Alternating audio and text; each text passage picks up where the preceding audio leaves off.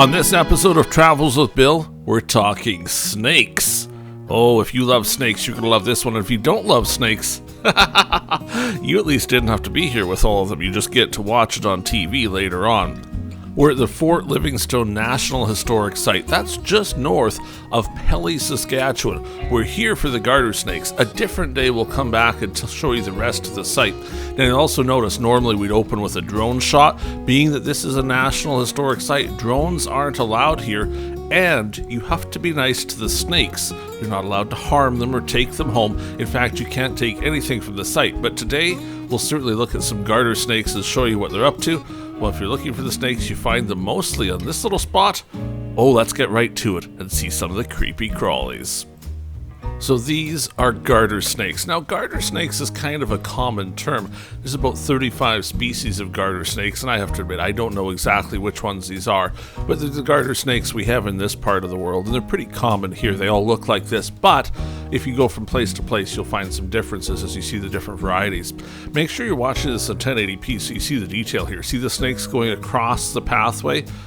Oh, isn't it just wild? They actually don't bother me as much as they used to. The first time I came here, it was pretty scary to have them just going everywhere like this. I'm a lot more used to it now, so it's not as big a deal.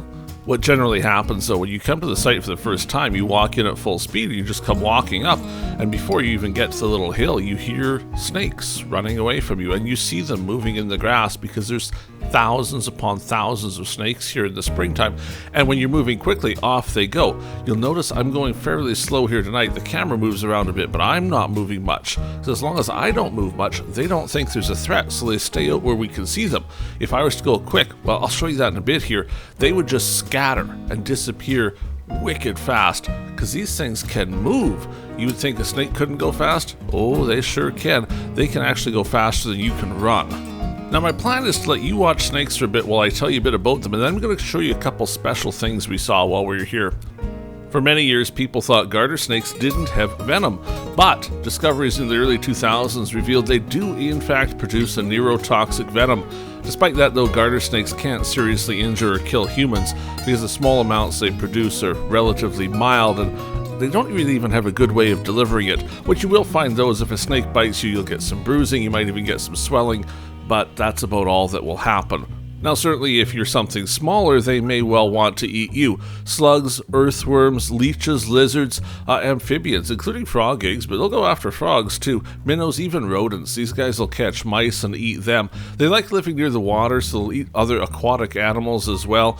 Generally they swallow their food whole, so if you see a garter snake with something the shape of a frog in it, well, you probably know what the garter snake was dining on. Now, they do have some predators. You would think, who would want anything to do with a snake? Well, actually, quite a few things. Like, snakes are kind of tasty. In fact, hawks love to eat them, crows, cranes will eat them, even raccoons, otters, and some other snakes.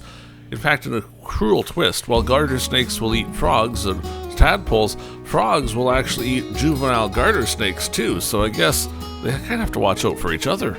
Now, a garter snake will sometimes try to strike you when you surprise a little bit. For the most part, they do run away. A couple of snakes here sort of reared back and thought, oh, we're going to get the camera. What actually happened a lot more often, though, is the snakes decided the camera looked kind of tasty. They came up to it to try and see what it was and see if, well, maybe they should be eating it rather than attacking it. Now, maybe you don't find them cute, but they actually are kind of cute after you watch them for a while. Garter snakes hibernate. So where we are, this is what you would call a snake pit or a snake den or any of those types of words, depending on kind of where you come from, I suppose. And the snakes sleep in the ground here over the winter. Then they come back out. Now, we're here on a day where it's not the warmest. It's about 16 Celsius over here, so the snakes aren't as active as they could be. If it was warmer, they would be out even more. Snakes are cold-blooded, so they need the heat from the sun to really get going, or heat from the other snakes, which is why you see them in big piles, and some of the times here you actually see them on rocks in these videos. See this? It's a tree, and it's a tree full of snakes. They're crawling on up it to see where the tree could go. And if you're afraid of snakes, you'd probably think to yourself, well, I'm safe if I'm in a tree, but apparently not with these fellas, because they like going up trees just as well as anything else, and they're kind of out exploring.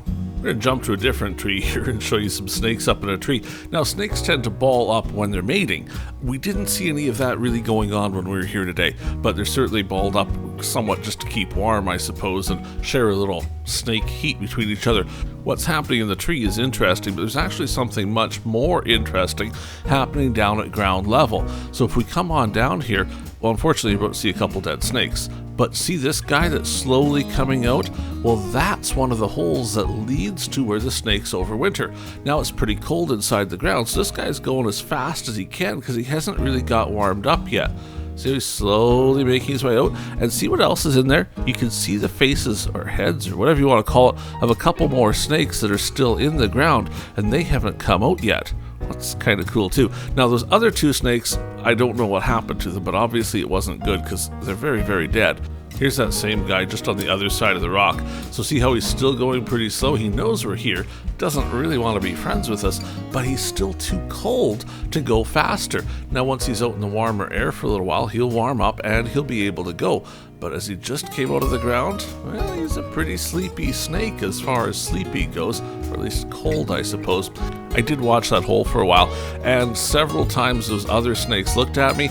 Didn't get to see any of them coming out. This was the only guy I found that actually exited the hole, and I have no idea just how big it is under there either. I assume pretty big though, because that was a big snake, and obviously there's lots more under the ground there yet too. This is a little different hole a few inches away. It could well go to the same place underground, I suppose. This guy is also pretty slow. In fact, he looked around for a bit. Sometimes he'd stop moving for a while. At one point, I actually thought he was dead before he started moving to begin with, but I think he's just simply too cold to get himself on out. But his head's out, so he'll warm up a little more, and eventually he'll join the rest of the snakes. Remember what I said about going really slow? If I walked full speed here, these snakes would be gone. So you can see how I'm really creeping up on them. But I wanted to see what happens. It's a rock, so they're there to keep warm. The sun's shining on the rock, makes it a little warmer. Sun shining on the snake helps too. But if we get in here really close, you can see just how many snakes there are. I see 1, 2, 3, 4, 5 sets of eyes looking at us right now at least. For the most part, they've decided we might not be a threat, so they haven't run. See how that one snake in the middle looks dirtier than the rest? It sure seems like when they come out of the ground, they've been curled up there in the dirt, they're pretty dirty. But then once they've been out for a little while, that kind of gets cleaned off and they look more like a garter snake you'd see in the summertime. Oh, there goes somebody. He's had enough of looking at us. Certainly these snakes are all here in the springtime. That's when they're coming out of their dens and they're doing some mating and such. But then they spread out. There isn't always this many snakes here. So it's kind of that May. Usually Mother's Day weekend is a good idea of that. You come here on Mother's Day, you see some snakes. Depending on the weather, of course, it might be a little earlier, a little bit later. But if you came in the middle of the summer, certainly there'd be a few snakes around. You wouldn't see anything like this number. Certainly some days you'd actually see a lot more. We're a little bit early on in the season here, so the snakes maybe aren't as big as I've seen them at times. I've come here when you walk in the grass and the place is completely alive with them, running away from you as quick as they can. One thing I wanted to mention, and I don't really have good audio of it because it was windy the day I was here, so you can't hear it in the raw audio from the film, but you can hear the snakes crawling. Every time I stopped like this to look at a close-up snake so you could see it, I could hear them crawling absolutely everywhere. To the left, to the right, to the front, to the back. The only thing you hear is snakes moving in the grass and through the rocks. It is freaky if you don't like snakes because they're everywhere. Absolutely everywhere. I know a lot of people won't even come here because of that, so hopefully seeing the video helps out a little bit. We're going to take a little bit more time looking at the snakes, and I do want to mention this. The one time I was here a year or two back, there were some kids here, and they were promptly catching and killing snakes. That, of course, is horrible. There's a nice big sign that says not to bother the snakes, and really, you shouldn't bother them, especially you shouldn't kill them. Garter snakes, for the most part, are pretty common. They're some of the most common reptiles, but that doesn't mean it's okay to come and hurt the snake, because this is their home. You're the one that's the visitor, not them, right? I should also mention the snakes seem to be spreading. So certainly where I live, there didn't used to be garter snakes at all. You had to go miles to see them. Well, the last couple of years, we're starting to see garter snakes too. So their habitat is changing a little bit. They are getting more and more spread out. That does do it though for this episode of Travels with Bill. Do me a couple favors though. Can you hit the thumbs up button to let people know you enjoyed the video? And if you haven't already subscribed, also hit the subscribe button because we want you to know every time we release a new video.